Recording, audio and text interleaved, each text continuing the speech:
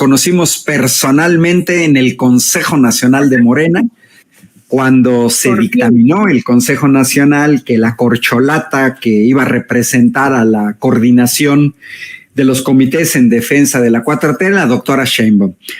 Alina, tú eres experta en América Latina. Tu intención, tu punto de foco ha sido en América Latina. La has recorrido, la conoces como América Latina, no nada más la cuestión de México.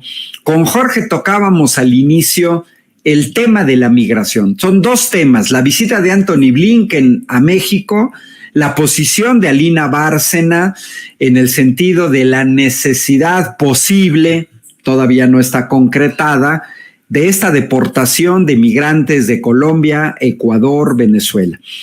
Alina, tú que recorres América Latina, que has recogido voces de distintos países, la patria grande, ¿cómo ves tú esta situación? Por un lado, Antony Blinken, que visita México en cuestiones de seguridad desde el punto de vista norteamericano. Por otro lado, Alicia Bárcenas en la necesidad de tener un enfoque en la migración que sea un poco distinto también del que plantean las derechas norteamericanas.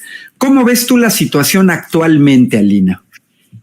Mira, yo he tenido la suerte de no solamente recorrer América Latina, sino también de conocer a ese monstruo en las entrañas. Viví cerca de cuatro años en Estados Unidos y me ha tocado recorrer gran parte también de ese país. Y de la Patagonia al norte, pues es lo mismo, ¿no? Tiene que ver con un grupo de la población que no va a ceder en el tema de los intereses, sin importar geografía, sin importar latitudes. Y mucho se habla del proceso migratorio que no hemos sabido, creo, poner demasiado el acento de la parte que nos corresponde a las y los mexicanos en términos de discusiones públicas entre nuestros, no solamente paisanos y paisanas, sino también con quienes habitamos en México, porque este proceso de migración se empieza a hablar cuando llega al río Bravo, pero no se habla de todo lo que Estados Unidos ha hecho para hacer posible todo ese éxodo masivo desde la Patagonia, pero también en general de un sur global que ha estado acostumbrado al despojo. Hemos visto durante los últimos 200 años cómo se ha implementado esta llamada doctrina Monroe, en la cual se aseguró que Estados Unidos nosotros éramos el patio trasero de Estados Unidos, y afortunadamente en los últimos años hemos escuchado un viro en esas aseveraciones, porque se ha cuestionado que seamos ese patio trasero. Primero fue la colonia, vinieron a despojarnos de nuestros recursos naturales, y después fue esta doctrina Monroe que vino a transformar, ¿no? Con base en los intereses del capital, nuestros territorios. Entonces poco se habla de cómo fueron durante, sobre todo, las últimas décadas, cómo fueron implementando este proceso de despojo a través de empresas transnacionales, cómo vieron en nuestros territorios mano de obra barata, pero también incluso cómo han desestabilizado a nuestros países. Hoy Venezuela tiene más de 1,000 mal llamadas sanciones, porque son medidas económicas unilaterales impuestas por Estados Unidos por atreverse a levantar la voz y a decir ya basta. Aún así, durante el gobierno de Donald Trump, a pesar de que sus secuaces aseguraban de que ese pleito con Venezuela era por petróleo, no se llega a dimensionar internacionalmente, y es más fácil condenar a los gobiernos de izquierda, progresistas o abiertamente socialistas. Ya pasó con Cuba en la década de los 60, ya se le expulsó de la OEA, ya se le criminalizó, e incluso, por ejemplo, en ningún diario en los últimos días vi el ataque que tuvo la embajada de Estados Unidos en Washington, D.C., la embajada de Cuba en Estados Unidos, hace un par de años, cuando yo todavía vivía en Washington. Se baleó la embajada y no hubo responsables, no hubo absolutamente nada, a pesar de que es una de las ciudades más vigiladas en el mundo, si no es que de la más vigilada en el mundo. No se tuvo responsables de quién había disparado la embajada de Cuba. Y hace unos días aventaron bombas Molotov también en la embajada, y eso no se da a conocer, porque todo lo que tiene que ver con Cuba, con Venezuela, con Irán, con ese sur que ha sido también violentado, ¿no? Más allá de las contradicciones internas que puedan o no tener sus gobiernos, pues se habla muy poco de cómo Estados Unidos se inmiscuyó en el proceso de la guerrilla en El Salvador, cómo trató de tener una guerra imperialista en contra del sandinismo en Nicaragua, cómo derrocó a Manuel Zelaya en Honduras, cómo participó dentro del golpe de Estado Evo Morales en el 2019, cómo a través de aparatos mediáticos, oligárquicos, asesinaron a Salvador Allende y sobre todo con mucho dinero desestabilizaron el gobierno de la Unidad Popular en los 70s. Entonces, eso no se explica.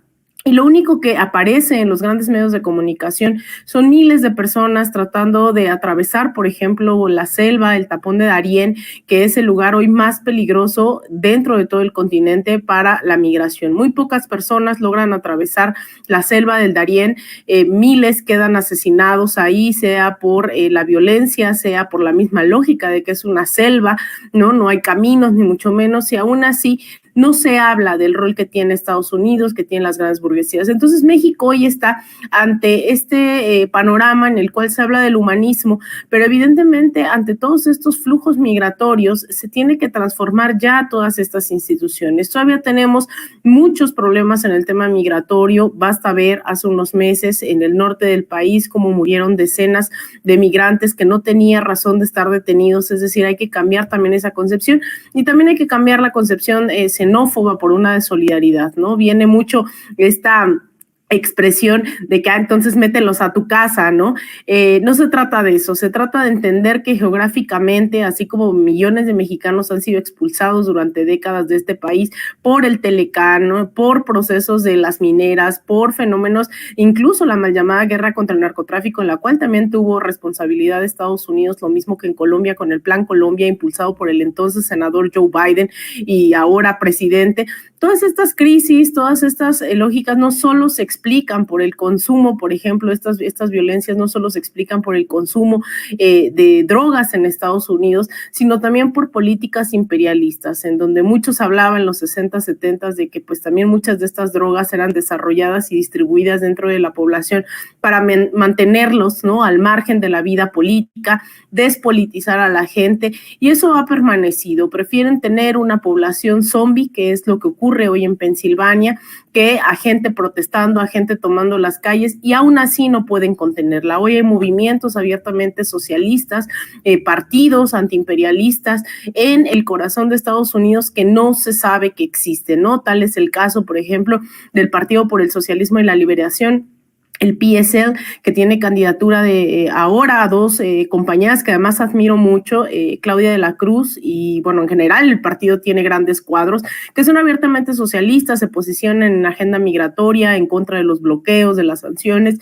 y eso también hay que evidenciarlo. Entonces es un fenómeno, no un fenómeno, es un proceso muy complejo el tema migratorio, que abarca el imperialismo, que abarca el despojo, que abarca la política exterior estadounidense, la doctrina Monroe, pero enhorabuena también que el gobierno mexicano ha sentado a Estados Unidos.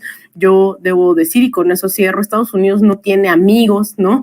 Tiene intereses, tiene negocios, y eso es lo que hoy encuentra en Estados Unidos, en México, Estados Unidos, un colaborador bajo sus condiciones, pero hay que seguir impulsando una nueva política, no solo bilateral, sino regional. El presidente López Obrador, hace 2 años, hablaba de no ponerse, me parece uno de los discursos más épicos del presidente en julio del 2021, en donde él habla de tratarnos entre iguales, de repensar la OEA, de no ponerse con sazón a las patadas, pero no abarcar toda una política de sumisión que era la constante. Entonces creo que es el momento de que repensemos que también la migración tenemos que pensarla desde la solidaridad. Obviamente vamos a la cabeza en temas de asilo, en temas de refugio. Estuvo aquí Evo Morales y bueno, nuevamente Evo Morales está en México, está en Puebla, este fin de semana es la reunión del Grupo de Puebla.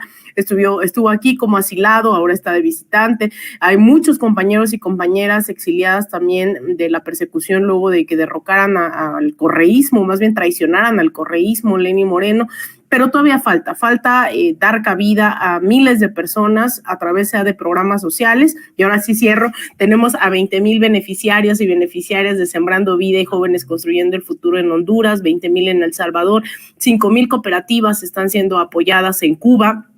también bajo estos programas, y vamos por la implementación. Digo, es una pena lo que está ocurriendo hoy en Haití, pero también se tenía en el horizonte implementarlo en Haití, en Belice y seguramente en otros países. Yo creo que por ahí va el llegar, ¿no?, a las raíces del problema que tiene que ver con esta desigualdad desde la colonia y sobre todo también imperialista desde los últimos 200 años.